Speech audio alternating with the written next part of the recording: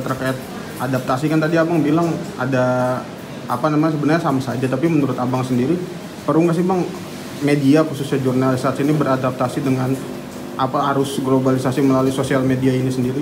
Ya perlu dong. Yang namanya media kalau terlalu ada di zaman masa lalu, misalnya mereka hanya setia pada cetak, yang nggak akan ngikutin, yang nggak akan bertahan lama.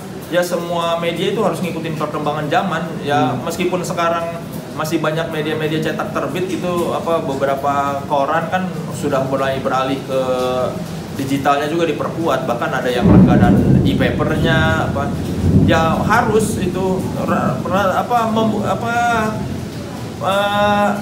pengalaman membuktikan bahwa media-media yang tidak bisa mengikuti perkembangan zaman itu mati pada akhirnya. Kan sekarang juga banyak yang media tidak terbit cetaknya tapi hanya terbit online-nya, minimal dia masih bisa bertahan sebagai nama walaupun tidak format lama, tapi kan dia membuktikan bahwa mereka bisa ngikutin perkembangan zaman. Sekarang eranya digital, ya ke digital. Ya kalau nggak bisa ngikutin perkembangan zaman ya mati. Soalnya kan pola pembacanya juga berbeda dari zaman dulu. Dulu orang masih seneng beli koran, beli majalah, masih seneng ngoleksi fisik. Sekarang orang banyaknya lebih praktis, pengen baca informasi itu dari handphone atau dari tablet atau dari komputer. Ya kalau media nggak bisa ngikutin perkembangan zaman ya ketinggalan zaman lah. Yang harus diikuti itu perkembangan zamannya. Kalau soal kualitasnya itu jangan dilupakan. Jadi orang kadang lupa ngikutin perkembangan zaman tapi kualitasnya juga dilupakan. Jadi harusnya seimbang. Secara kualitas tetap dipertahankan dari sisi produk jurnalistiknya tetap mengikuti kaidah-kaidah jurnalistik yang benar, tetap menyajikan berita yang berimbang, tetap menyajikan fakta dan data yang akurat. Tapi kan formatnya sekarang berubah. Yang harus diikuti itu formatnya, perkembangan zamannya berubah, tapi pola-pola kerja jurnalistiknya, kualitas seorang jurnalisnya yang harus dipertahankan. Yang bagus tetap dipertahankan.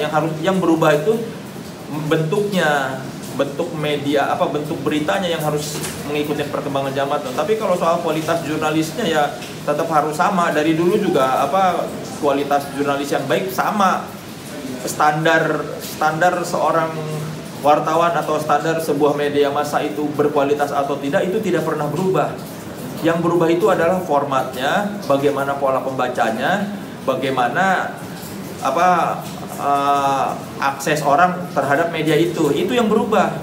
Kalau soal kualitas itu sama dari dulu.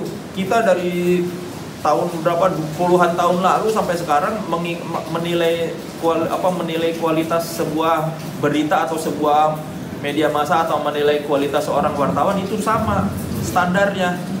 Yang berbeda itu hanya bagaimana media itu sekarang bentuknya, menyajikannya, bagaimana pola pembacanya, itu yang berbeda. Jadi itu yang tidak boleh dilupakan, bahwa kualitas, ketika kita bicara kualitas itu tidak ada yang berubah ukurannya. Tapi ketika kita bicara format atau yaitu tadi cara menikmati, itu yang berubah. Abang, abang kan juga lumayan lama menjadi seorang wartawan ya. Nah, kiat-kiatnya dari abang buat para calon-calon jurnalis nih, apalagi kan sekarang kan yang tadi saya bilang tantangan globalnya juga udah semakin banyak. Mungkin anak muda sekarang lebih milih jadi influencer ketimbang jadi wartawan. Nah, kalau dari abang sendiri pesannya gimana nih buat para jurnalis? Ya pesan saya cuma satu, cintai pekerjaannya. Karena kalau kamu mencintai pekerjaanmu itu meskipun lelah itu bakal tetap dikerjakan dengan cinta hati, dengan penuh hati, terus tidak ngeluh. Ya semua pekerjaan itu melelahkan, apalagi pekerjaan wartawan yang masih harus liputan keluar kantor ya, ke lapangan, itu pasti melelahkan. Tapi kalau dikerjakan dengan penuh rasa cinta atau dicintai profesinya, itu pasti hasilnya akan bagus.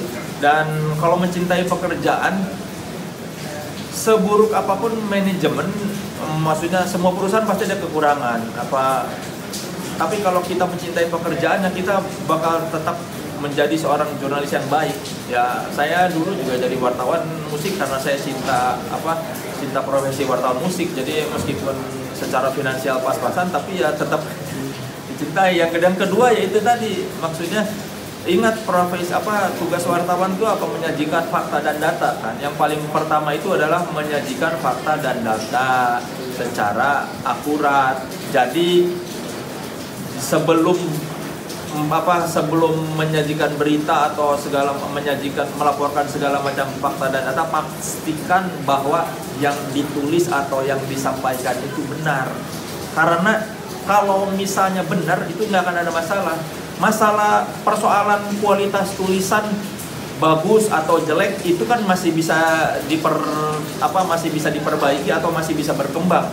Gak usah takut dulu, saya mau jadi wartawan tapi pengen seperti sini biar tulisannya bagus, tapi saya malu kalau tulisan saya biasa aja.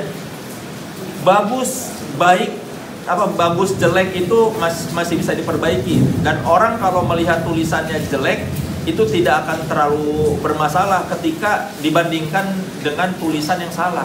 Yang pertama itu harus dipastikan bahwa fakta dan data serta kutipannya sesuai dengan konteks, jadi tidak ada yang salah dalam menyajikan. Yang pertama itu masalah tulisan gua belum terlalu bagus atau liputan gua belum terlalu keren, itu nomor 2. Yang paling penting itu adalah harus sesuai dengan fakta dan data, harus akurat.